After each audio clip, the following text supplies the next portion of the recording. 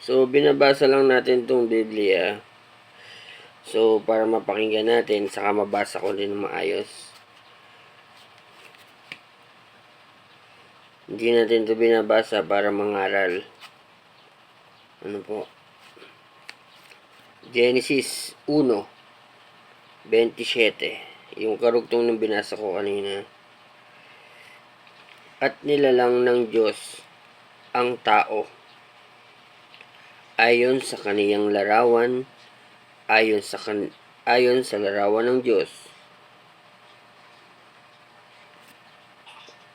ay nilalang siya.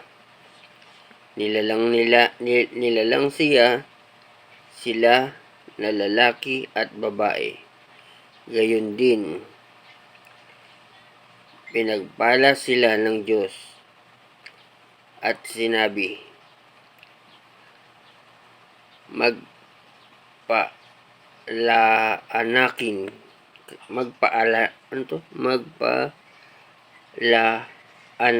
kayo at magpakarami. Punuin ninyo ang lupa at pangasiwaan iyon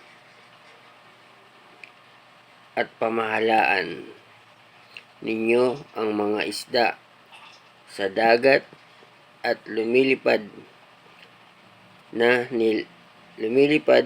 mga nilalang sa langit at sa bawat buhay na nilalang na gumagapang sa ibabaw ng lupa.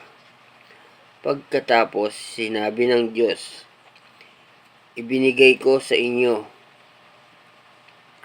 ang lahat ng halamang may binhi na nasa ibabaw ng buong lupa.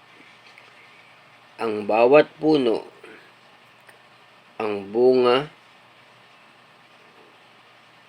ay may buto.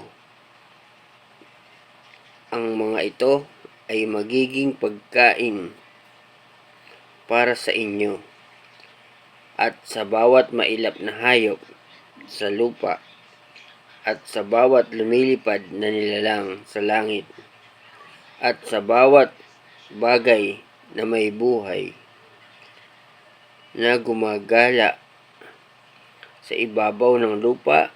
Ibinigay ko ang lahat ng berdeng pananim bilang pagkain at iyon nga ang nangyari.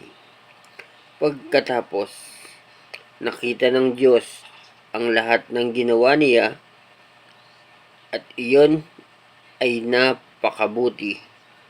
At lumipas ang gabi at ang umaga, ang ika-6 na araw.